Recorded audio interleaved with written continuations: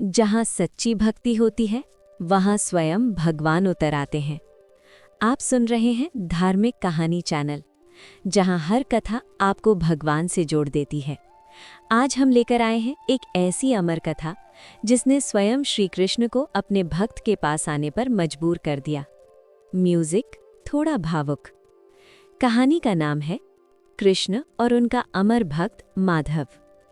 आंखें बंद कीजिए, मन को शांत कीजिए और चलिए प्रवेश करते हैं उस दिव्य कथा में जहां भक्ति और भगवान एक हो जाते हैं। जब कृष्ण ने अपने भक्त को पुकारा। बहुत समय पहले की बात है। भारत के एक छोटे से गांव में एक गरीब लेकिन अत्यंत श्रद्धालु युवक रहता था। उसका नाम माधव था। उसके पास न धन था, न बड़ी जमीन थी, न कोई ऊंचा पद था, पर उसके पास जो था वो था श्री कृष्ण पर अटूट विश्वास। माधव का दिन श्री कृष्ण के नाम से शुरू होता और उन्हीं के नाम पर समाप्त होता। सुबह उठते ही वो अपने छोटे से कमरे में रखी कृष्ण की मूर्ति के सामने दीप जलाता और कहता, हे मेरे कान्हा, आज भी मेरा हाथ थामे रखना। गांव वाले उसे अक्सर मूर्ख कहते थे। कोई कहता भगवान से पेट नहीं भरता, कोई कहता इतनी भक्ति से क्या मिलेगा, पर माधव मुस्कुराकर बस यही कहता, मुझे मेरा कृष्ण मिल जाएगा, वही काफी है। दुखों की शुरुआत। माधव के माता पिता बचपन में ही गुजर गए थे। वो अकेला था। जो थोड़ी सी जमीन उसे मिली थी उसी पर वो खेती करता था। कई साल सूखा पड़ा, फसल नष्ट हो गई, कर्ज बढ़ता गया। साहूकार रोज दरवाजे पर आकर ताना मारता था। एक दिन साहूकार बोला, अगर इस महीने पैसे नहीं दिए तो घर कुर्क कर दूंगा। माधव उस रात बहुत रोया। वो श्री कृष्ण की मूर्ति के सामने बैठ गया। हे प्रभु, मैंने आपसे कभी कुछ नहीं मांगा, पर आज मेरी लाज आपके हाथ है। उस रात उसने भूखे पेट सोते सोते कृष्ण का नाम लिया। अगले दिन गांव में एक बड़ा मेला लगा। लोग नाच गाना, व्यापार सब कर रहे थे। माधव के पास कुछ भी नहीं था बेचने को, फिर भी वो मंदिर गया। वहां एक बूढ़ा साधु बैठा था। उसकी आंखों में अद्भुत चमक थी। उसने माधव को बुलाया और कहा, बेटा, क्या तू कृष्ण से सच्चा प्रेम करता है? माधव बोला, मेरे जीवन में कृष्ण के अलावा कुछ भी नहीं। साधु मुस्कुराया, तो आज तेरी परीक्षा होगी। उसने माधव को एक छोटी सी बांसुरी दी। इसे संभाल कर रखना, चाहे कुछ भी हो जाए, इसे मत छोड़ना। माधव ने उसे हृदय से लगा लिया। दुनिया की मार। उसी शाम साहूकार आ गया। उसके साथ गांव के कुछ लोग भी थे। आज या तो पैसे दे या घर छोड़। माधव के पास कुछ नहीं था। उसने हाथ जोड़कर कहा, मुझे बस थोड़ा समय दे दो। पर किसी ने नहीं सुना। उसे घर से बाहर निकाल दिया गया। बरसात शुरू हो गई। माधव एक पेड़ के नीचे बैठ गया। उसकी आंखों से आंसू बह रहे थे। फिर उसने बांसुरी निकाली और बहुत धीमे से कृष्ण का नाम लेकर फूंक मारी। तभी एक मधुर स्वर गूंजा, जैसे कोई दूर से कह रहा हो, माधव, मैं आ रहा हूँ। कृष्ण की कृपा। अचानक बारिश थम गई। आकाश में इंद्रधनुष निकल आया। एक प्रकाश माधव के सामने प्रकट हुआ। उसमें श्री कृष्ण खड़े थे, मुस्कुराते हुए, श्याम सुंदर रूप में। माधव कांपते हुए उनके चरणों में गिर पड़ा। प्रभु, क्या ये सपना है? कृष्ण ने उसे उठाया। नहीं माधव, ये तेरी भक्ति का फल है। तूने कभी मुझसे कुछ नहीं मांगा, फिर भी मुझे पुकारा। अब मैं तेरे साथ हूँ। कृष्ण ने अपनी बांसुरी बजाई। अगले ही क्षण माधव की उजड़ी हुई जमीन हरी भरी हो गई। उसका घर फिर खड़ा हो गया। कर्ज अपने आप समाप्त हो गया। पर माधव बोला, हे प्रभु, मुझे धन नहीं चाहिए, बस आप मेरे साथ रहिए।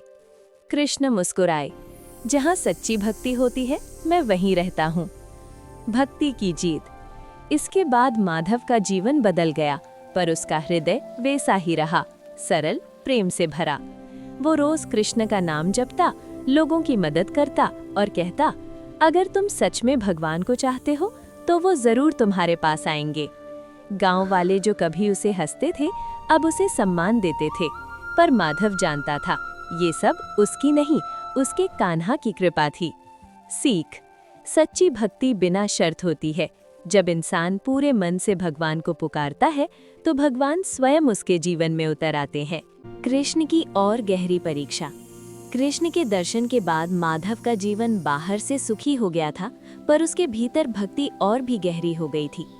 अब वो केवल एक किसान नहीं था, वो पूरे गांव में कृष्ण भक्त माधव के नाम से जाना जाने लगा था। सुबह सुबह लोग उसके घर आकर कहते, माधव, हमारे लिए भी कृष्ण से प्रार्थना कर दो। पर माधव हमेशा यही कहता, मैं कोई चमत्कारी नहीं हूँ, चमत्कार केवल मेरे कान्हा करते हैं। फिर भी गांव में एक बात फैल चुकी थी, जहां माधव जाता है वहां कृष्ण की कृपा बरसती है। एक नए संकट की आहट। कुछ समय बाद गांव में एक अजीब बीमारी फैलने लगी। लोग कमजोर होने लगे, बच्चों को बुखार, बूढ़ों को सांस की परेशानी थी। वैद्य भी हार मानने लगे। लोग डर के मारे माधव के पास दौड़े। माधव, कुछ करो, तुम्हारे कृष्ण ही हमें बचा सकते हैं। माधव ने मंदिर जाकर आंखें बंद की। हे प्रभु, ये लोग निर्दोष हैं, इन पर कृपा करो। तभी मंदिर में रखी कृष्ण की मूर्ति से धीमी सी आवाज आई, माधव, ये रोग शरीर का नहीं, अहंकार का है। माधव चौंक गया। प्रभु, इसका क्या अर्थ है? कृष्ण की वाणी गूंजी, इस गांव में अब लोग मुझे नहीं, मेरे चमत्कार को पूज रहे हैं। जब भक्ति स्वार्थ बन जाए तब परीक्षा आती है। भक्त की नई परीक्षा। अगली सुबह माधव ने गांव में घोषणा कर दी, आज से मैं किसी के लिए कोई चमत्कार नहीं मांगूंगा। अगर तुम्हें कृष्ण चाहिए तो दिल से भक्ति करनी होगी। कुछ लोग नाराज हो गए। पहले तो बड़ा भक्त था, अब बदल गया। बीमारी और बढ़ गई। माधव को भीतर से बहुत पीड़ा हुई। कान्हा, क्या मेरी वजह से लोग दुखी हो रहे हैं? उसी रात उसे स्वप्न में श्री कृष्ण दिखे। नहीं माधव, ये मेरी लीला है। जो सच्चे हैं वही मेरे पास टिकेंगे। सच्चे भक्तों की पहचान। कुछ ही दिनों में बहुत से लोग गांव छोड़कर चले गए। जो बचे वे हर सुबह मंदिर में आकर बिना किसी मांग के कृष्ण का नाम जपते। एक दिन अचानक बारिश हुई। वो औषधि सी थी। बीमार लोग ठीक होने लगे। लोग रो पड़े, कृष्ण ने हमें माफ कर दिया। माधव ने सिर झुका लिया। ये मेरी नहीं, मेरे प्रभु की कृपा है। माधव की यात्रा।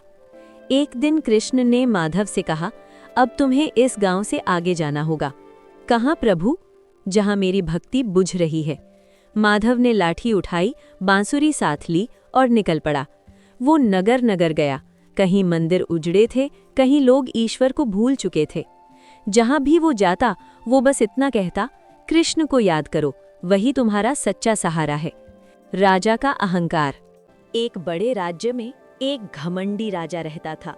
उसे लगा कि माधव का नाम उसके राज्य में लोग ज्यादा ले रहे हैं।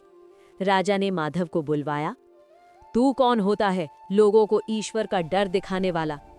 माधव शांति से बोला, मैं डर नहीं दिखाता, मैं प्रेम सिखाता हूं। राजा हंसा, अगर तेरा कृष्ण सच्चा है तो मेरे महल में आकर दिखाए। माधव ने आंखें बंद कर ली। कान्हा, ये तुम्हारी इच्छा है। अचानक महल में मधुर बांसुरी की धुन गूंजी। हर कोई स्तब्ध रह गया। राजा के घमंड का पहाड़ टूट गया। वो माधव के चरणों में गिर पड़ा। मुझे माफ कर दो, मैंने अपने अहंकार में भगवान को भूल दिया था। हे कृष्ण, मैंने एक साधारण भक्त को तुच्छ समझा। आज समझ आया कि तुम्हारी सबसे बड़ी शक्ति तुम्हारी भक्त हैं। राजा ने पूरे राज्य में कृष्ण भक्ति के केंद्र बनवाए। उसने आदेश दिया कि कोई भी गरीब या दुखी व्यक्ति बिना मदद के न लौटे। ये सब माधव की भक्ति का प्रभाव था। एक बालक और बांसुरी। कई साल बाद उसी मंदिर में एक छोटा सा बालक रोज आकर बैठता था। वो माधव की तरह शांत और प्रेम से भरा हुआ था। एक दिन लोगों ने देखा कि वो बालक मंदिर के कोने में पड़ी एक पुरानी बांसुरी को उठाकर बजा रहा था। वही मधुर धुन गूंज उठी जो माधव के जाने वाले दिन गूंजी थी। सब लोग कांप उठे। एक साधु ने कहा, कृष्ण ने अपने भक्त की आत्मा को फिर से इस संसार में सेवा के लिए भेजा है। बालक मुस्कुरा रहा था। कृष्ण की अनंत लीला। कृष्ण की लीला कभी समाप्त नहीं होती। जब जब सच्ची भक्ति धरती पर जन्म लेती है, तब तब भगवान स्वयं प्रकट होते हैं। माधव चला गया पर उसकी भक्ति अमर हो गई। और आज भी जब कोई सच्चे दिल से कृष्ण को पुकारता है तो कहीं न कहीं एक बांसुरी जरूर बजती है। भक्ति कोई शब्द नहीं, वो आत्मा की पुकार है। जो कृष्ण को प्रेम से बुलाता है, कृष्ण स्वयं उसके जीवन में उतर आते हैं। माधव के शरीर के शांत हो जाने के बाद भी उसकी भक्ति जीवित थी। मंदिर में फैली वो बांसुरी की मधुर धुन केवल संगीत नहीं थी, वो इस बात का संकेत थी कि श्री कृष्ण स्वयं अपने भक्त को अपने धाम ले जा चुके थे। गांव के लोग स्तब्ध थे। किसी ने माधव के चेहरे पर ऐसी शांति पहले कभी नहीं देखी थी। ऐसा लग रहा था जैसे वो सो रहा हो। एक बूढ़ी स्त्री बोली, ये मृत्यु नहीं है, ये तो भगवान से मिलन है। माधव का शरीर मंदिर में रखा गया। लोग फूल चढ़ाते रहे, दीप जलाते रहे। हर किसी की आंखों में आंसू थे, पर दिल में एक अजीब सी शांति भी थी। कृष्ण का अंतिम संदेश। रात को माधव को फिर दर्शन हुए। कृष्ण बोले, माधव, अब तुम्हारा काम पूरा हुआ। प्रभु, क्या मैं आपको फिर कभी देख पाऊंगा? कृष्ण मुस्कुराए, जहाँ सच्ची भक्ति होगी वहाँ मैं स्वयं उपस्थित रहूंगा। धीरे धीरे प्रकाश लुप्त हो गया, भक्त अमर हो गया। माधव वहीं बैठा रहा, आंखों में आंसू, होठों पर मुस्कान। उसके बाद वो संसार में घूमता रहा, लोगों को कृष्ण भक्ति का मार्ग दिखाता रहा। कई साल बाद वो एक दिन मंदिर में ध्यान लगाते हुए शांत हो गया। लोग कहते हैं, उस दिन मंदिर में बांसुरी की मधुर धुन गूंज उठी थी, क्योंकि कृष्ण अपने भक्त को लेने आए थे।